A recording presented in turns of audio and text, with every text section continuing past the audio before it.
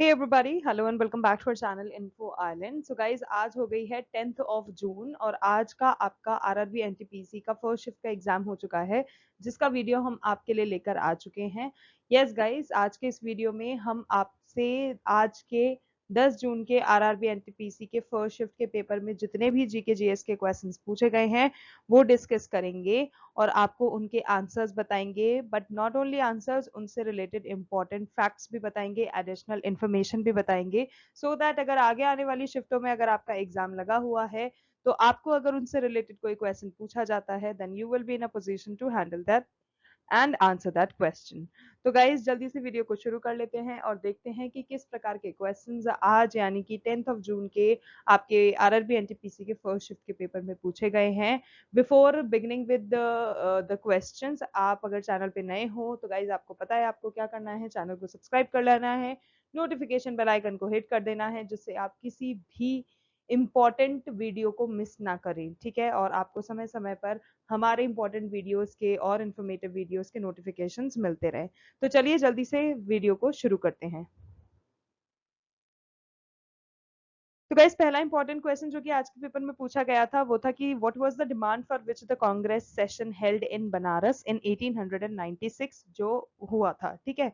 तो गाइस, दो तीन चीजें आपको क्वेश्चन में से देख लेनी है, इंपॉर्टेंट जो है नोट कर लेना, ठीक है। सबसे पहले आपको ये चीज याद रखना है, 1896 में हुआ था, क्या हुआ था, कांग्रेस का एक सेशन हुआ था, कहाँ हुआ था, बनारस में हुआ था। उसमें क्या डिमांड रखी गई थी, तो गाइज उसमें डिमांड रखी गई थी ड्रेन ऑफ वेल्थ की, ठीक है। जो कांग्रेस है उसने डिमांड करी थी कि जो ब्रिटिश की गवर्नमेंट थी उस समय में, वो एक स्टॉपेज लगा दे ड्रेन ऑफ वेल्थ में। जो भी इंडिया से वो वेल्थ लेते हैं किसी भी फॉर्म में जो लिया करते हैं, उस पे एक फुल स्टॉप लगा दें and they don't ask for that drain of wealth any longer, ठीक है। जिसमें क्या हुआ था, फिर एक कॉलोनियल रूल जो हुआ था उसमें भी वो भी फिर मतलब आगे आगे देखने को मिला था, कॉलोनियल रूल भी इम्प्लीमेंट किया गया था।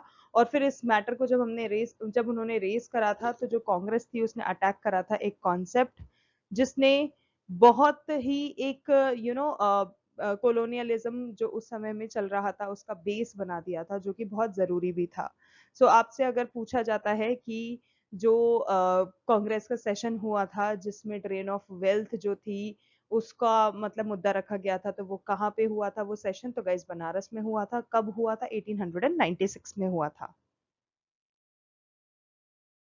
ओके, नेक्स्ट क्वेश्चन है which day is celebrated for genetic medicine. तो गाइस जेनेटिक मेडिसिन के लिए एक सेलिब्रेट किया जाता है दिवस जिसको हम बोलते हैं DNA day. So guys DNA day जो होता है it is observed on April 25th every year. So April 25th आपको याद रखना है।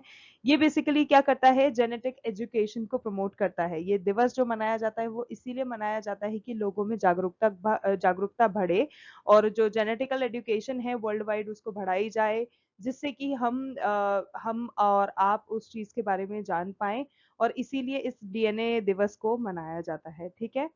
और बात करें कि ये जो डीएनए डे होता है, this commemorates the discovery of the DNA double helix structure, और इसकी जो डिस्कवरी है इसको भी सेलिब्रेट करते हैं, जो कि हुई थी कब, 1953 में, ठीक है। It also celebrates the completion of the human genome project. तो ह्यूमन जीनोम प्रोजेक्ट जो था ये भी 2003 में कंप्लीट हो गया था, तो इस चीज को भी सेलिब्रेट करा जाता है इस जेनेटिक मेडिसिन वाला जो दिन होता है डीएनए डे उस दिन, which is April 25th। Okay, next question, who has received the life time achievement award in bio economy. तो गाइज इसका करेक्ट आंसर हो जाएगा डॉक्टर प्रमोद चौधरी। अगला है Utkal is located in which part of India. तो guys Utkal जो है ये हमारे ईस्टर्न इंडिया में लोकेटेड है। वो type of wave is sound. तो गाइज जो साउंड है वो एक लॉन्गिट्यूडनल वेव है। Okay, next question, why is judicial review done in India. तो गाइस जो जुडिशियल रिव्यू होता है वो किसी भी नेशन के लिए बहुत ज्यादा इंपॉर्टेंट होता है।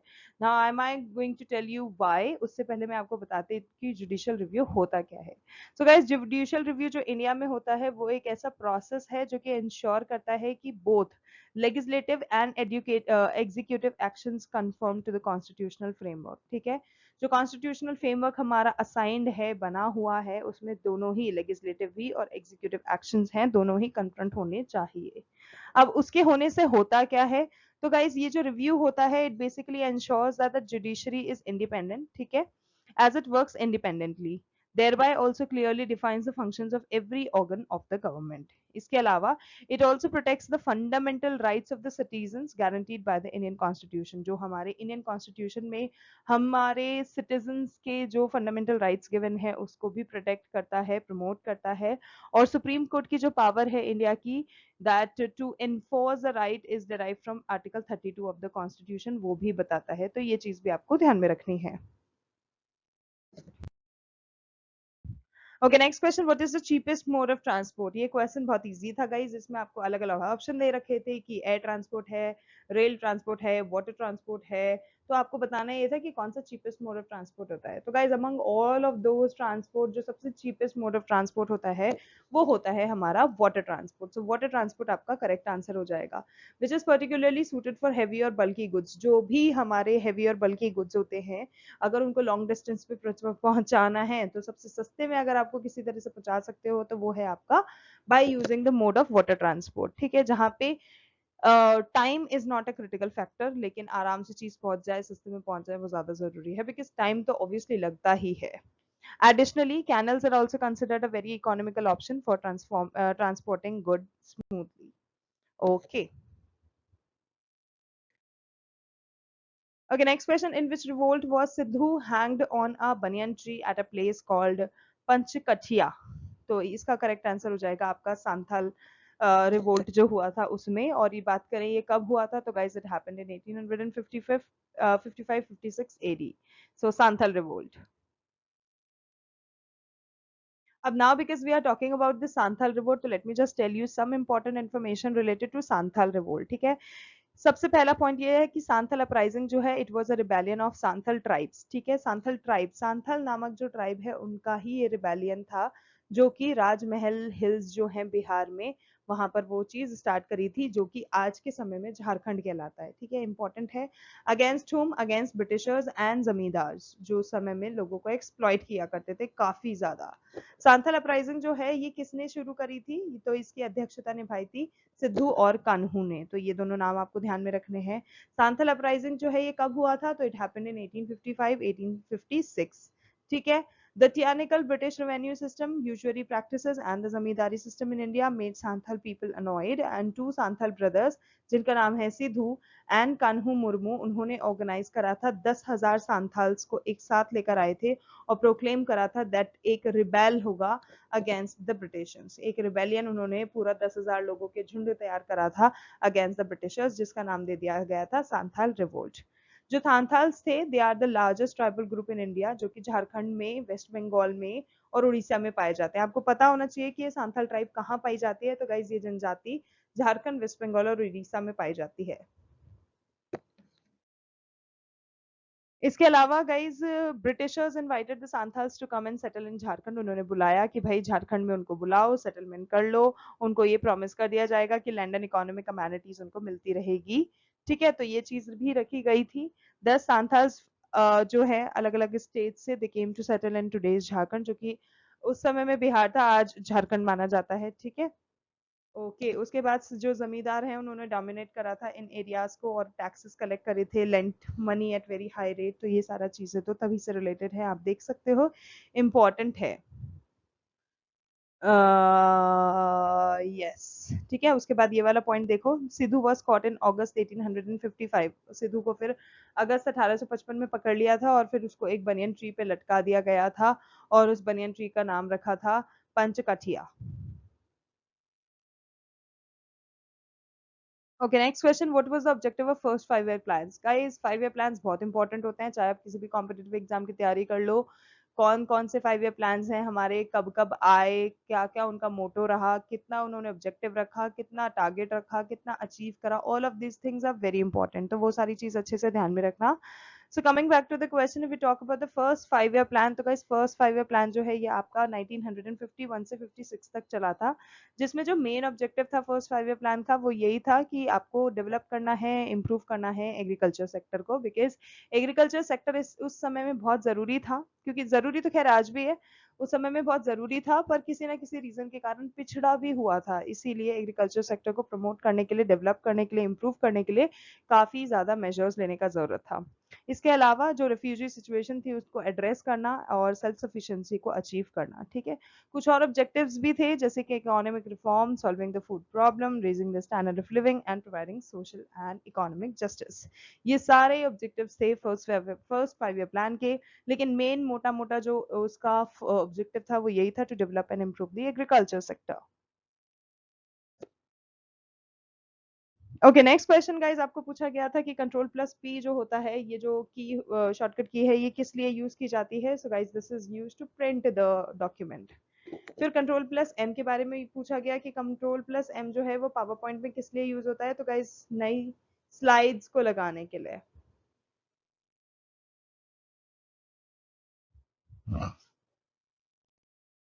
Okay, next question. In MS Word document, what key is used to indent the paragraph? तो guys, अगर आपको किसी पैराग्राफ को इंडेंट करना है तो you have to use control plus M, ठीक है। किसी टेक्स्ट को अगर आपको इंडेंट करना है, आपको क्या करना है? Move the cursors to the front of the line and press the tab key on the keyboard. और जो शॉर्टकट की होती है control plus M, control plus M, जैसे ही आप उसको करोगे तो जो इंडेंट होगा हाईलाइट हो जाएगा MS वर्ड में। ओके गाइज, नेक्स्ट क्वेश्चन आपको पूछा गया था कि जो अरिजीत सिंह हैं उनको पद्मश्री से अवार्ड से सम्मानित किया गया था रिसेंटली, तो उससे पूछा गया था कि किस फील्ड में उनको ये अवार्ड मिला था। So guys, it happened in the field of art. उनको आर्ट की फील्ड में, कला के क्षेत्र में उनको पद्मश्री से नवाजा गया। और बात करें इस इवेंट की जहाँ पे पद्मश्री अवार्ड जो थे वो दिए गए थे, तो गाइज ये राष्ट्रपति भवन में हुए थे, न्यू दिल्ली में 28 अप्रैल को हुए थे, जिसमें जो बहुत ग्रैंड इवेंट था, जिसमें जो हमारी प्रेसिडेंट हैं, इंडिया के प्रेसिडेंट द्रौपदी मुर्मू, उन्होंने ऑनर करे थे कुछ रिनाउंड लोग, जिनमें से फिल्म मेकर शेखर कपूर का भी नाम है, सिंगर अरिजीत सिंह का भी नाम है, लेट गजल लेजेंड जो पंकज उदास हैं उनको भी उन्होंने सम्मानित करा, सिंगर जसपिंदर नरूला हैं, वेटरन एक्टर अशोक सराफ हैं for their outstanding contributions to Indian cinema and music. Okay, next question. Which state receives rainfall during the retreating monsoon? तो guys, retreating monsoon के दौरान अगर कोई ऐसी state है जो कि rainfall receive करती है तो that is Tamil Nadu. Okay, who sat on the throne after ध्रुव सेना of मैत्राका dynasty? ठीक है, तो guys इसका correct answer हो जाएगा द्रोण सिम्हा। जो first two मैत्राका rulers हैं, ठीक है, भटरका और धारासेना प्रथम, उनको they used only the title of सेनापति, ठीक है। जो थर्ड रूलर आया था जिसका नाम है द्रोणा सिन्हा, उसने डिक्लेयर कर दिया था अपने आप को एज अ महाराजा। और अपने शासन काल के दौरान जो ध्रुव सेना प्रथम था, जैन काउंसिल एट वल्लभ भाई, okay. Okay, next question. In which cave is the reclining idol of Lord Vishnu is located? So, reclining idol of Lord Vishnu अगर हम बात करें तो guys वो है उंडावली caves में। जो उंडावली caves हैं वहां पर आपको एक reclining idol देखने का मिलता है Lord विष्णु जी का। Okay, next question. The Takht-i-Bahi Buddhist monastery is located in which country? तो guys Takht-i-Bahi Buddhist monastery जो है ये आपका पाकिस्तान में located है, ठीक है। तख्त-ए-बही मतलब throne of the water spring, इसका मतलब है ये एक इंडो पार्थियन आर्कियोलॉजिकल साइट है, ठीक है, of an ancient Buddhist monastery जो कि मर्दान खैबर पख्तूनख्वा पाकिस्तान में लोकेटेड है। And this site is considered among the most important relics of Buddhism in all of what was once Gandhara.